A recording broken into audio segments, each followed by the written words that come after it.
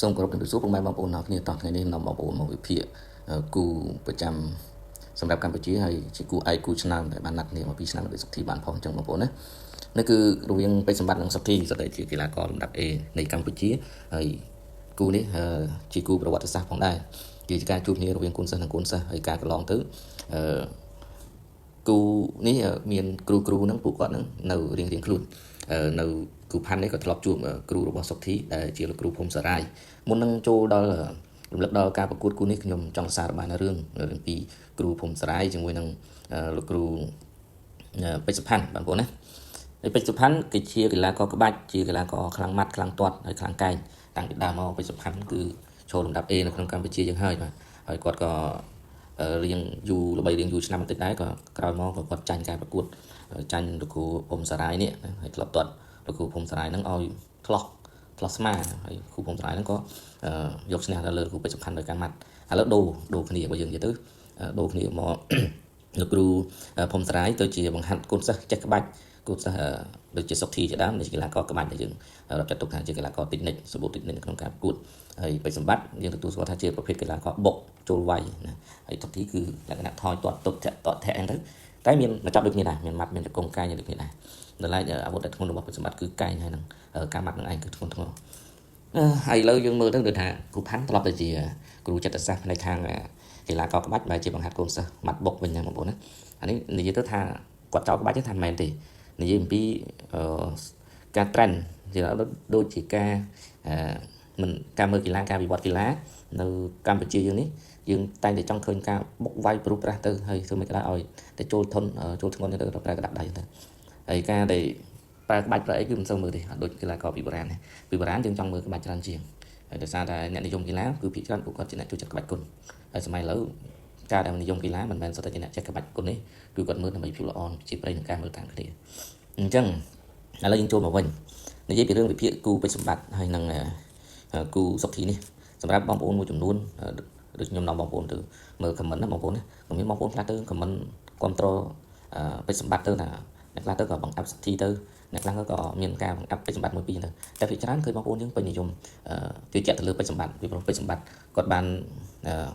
ទទួលបានគេឈ្មោះដ៏ល្អហើយគាត់ធ្លាប់ប្រកួតជាមួយកីឡាករជើងខ្លាំងជាច្រើនហើយទទួលបានការឈ្នះនឹងក៏ច្រើនដែរបងប្អូនណាគាត់ធ្លាប់ជួបកីឡាករជប៉ុនដល់ទៅ2ដងហើយលើកទី1ឈ្នះលើកទី2ចាញ់ស្លាប់បងប្អូនណាហើយតែគេល្បីថាជាប្រភេទកីឡាករខ្លាំងនៅ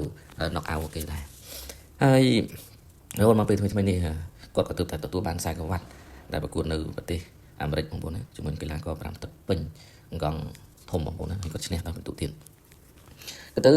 ៅមកដល់ពេលនេះការអភិវឌ្ឍខ្លួននិងសមត្ថភាពរបស់ពេជ្រសម្បត្តិអាចចាត់ទុកថាជាកីឡាករលំដាប់ A កម្ពុជាមួយដែលគាត់ធន់រឹងបងប្អូនណាហើយការម៉ាត់របស់គាត់គឺច្បាស់ម៉ាត់ចូលច្បាស់បងប្អូនទោះបីជាកីឡាករក្បាច់មួយចំនួនដែលជួបគាត់ក៏ពិបាកទប់ទល់មកគាត់ដែរជាឧទាហរណ៍ដូចជាការជួបរវាងគាត់ជាមួយនឹងកីឡាករជប៉ុនពីលើកដែលប្រកួតនៅទឹកដីកម្ពុជាម្ដងគាត់ឈ្នះដល់ពិន្ទុហើយកីឡាករគឺបែកណាដែលបងប្អូនបានស្គាល់ហើយគឺកីឡាករល្បីរបស់ជប៉ុនដែលមកដួលជត់ស្រីវ៉ាន់ថងបងប្អូនណាហើយក៏ថ្ងៃមុននេះ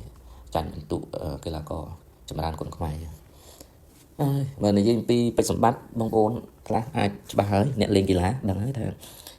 ាការបង្ហាត់របៀបម៉ាត់របស់លោកគ្រូពេជ្រសម្ផាន់នេះគឺធ្ងន់ល្អហើយទៅចាំគ្រូពេជ្រសម្ផាន់ធ្លាប់ល្បីម៉ាត់ល្អណាស់តែកាលដែលគ្រូពេជ្រសម្ផាន់ធ្លាប់ចាញ់ធ្ងន់គេគឺចាញ់ម៉ាត់លោកគ្រូភូមិសារាយឥឡូវការជួបរវាងសុខធីនិង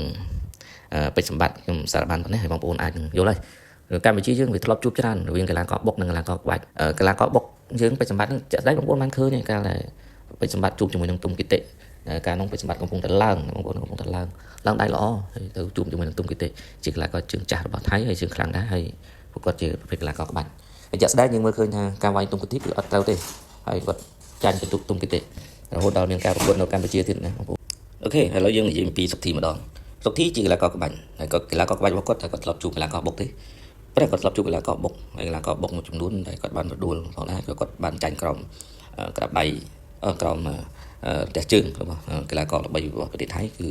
ឺរដ្ឋាំងជីមឺនដុនគាត់ចាញ់ហើយចុះគាត់ជួបកីឡាករក្បាច់ជួបនរណាគេកីឡាករជើងខ្លាំងរបស់ថៃដែលបងប្អូនល្បីហើយកីឡាករកំពូលក្បាច់ហ្នឹងមិនមែនត្រឹមតែក្បាច់ធម្មតាទេគេហៅថាកីឡាករលើកសិលាដែលគាត់ចូលទៅប្រឡងក្នុងវ៉ាន់លើកទី1គាត់គួតលើកទី1មានបញ្ហា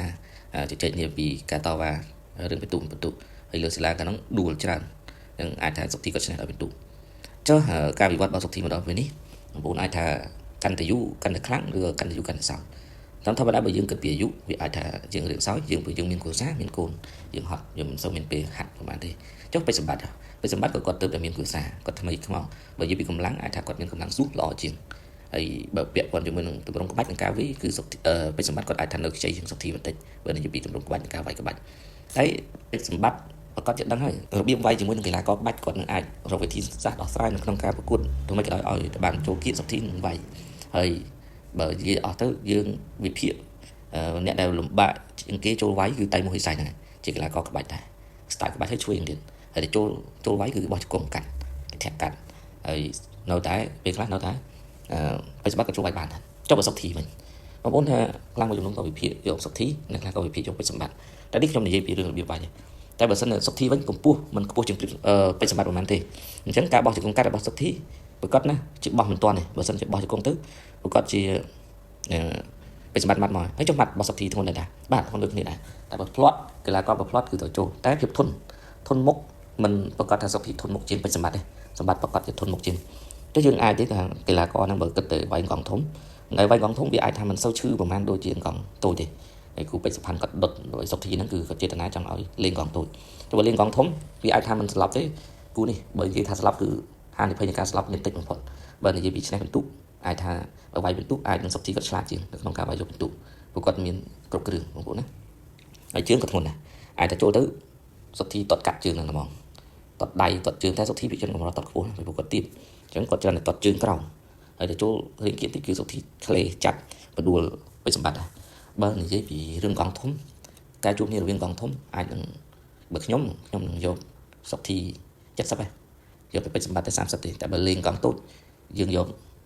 បិសម្បត្តិ70សុខធីយើងយកតែ30បាទហើយបងប្អូនខ្លះអាចគិតថាហេតុអ្វីបានយកបែបណាខ្ញុំគិតថា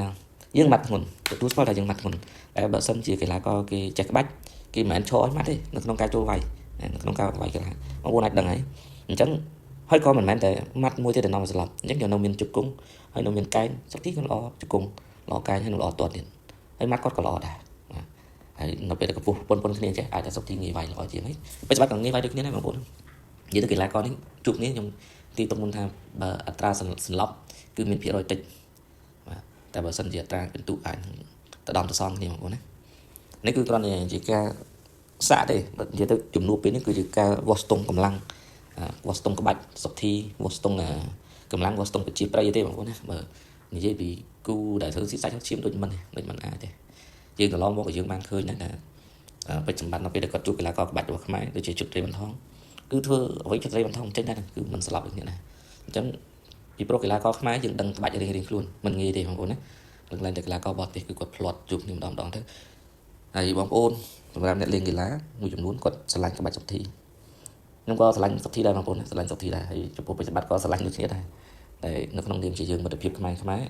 យើងគិតថាវាយគ្នាដើម្បីដាក់ស្រង់បទពិសោធន៍ជាមួយនឹងការតេស្តសមត្ថភាពឬក៏ការឡាំឲ្យយើងដឹងពីតិចនិចអ្វីទៅក្បាច់មិនឲ្យតែបងប្អូនដឹងហើយអ្នកលេងកីឡាគេដឹងដូចគ្នាដែរហើយគូនេះខ្ញុំជឿថាគេមិនលេងទេគេមិនលេងយ៉ាងក្រៅទេមានន័យថាគេមិនលេងលុយទេបងប្អូនហើយបងប្អូនគិតយ៉ាងណាដែរយកខាងណាដែរឥឡូវបើតាំងកងធំខ្ញុំយកខាងសុខធីហើយបងប្អូនណាខ្ញុំយកសុខធី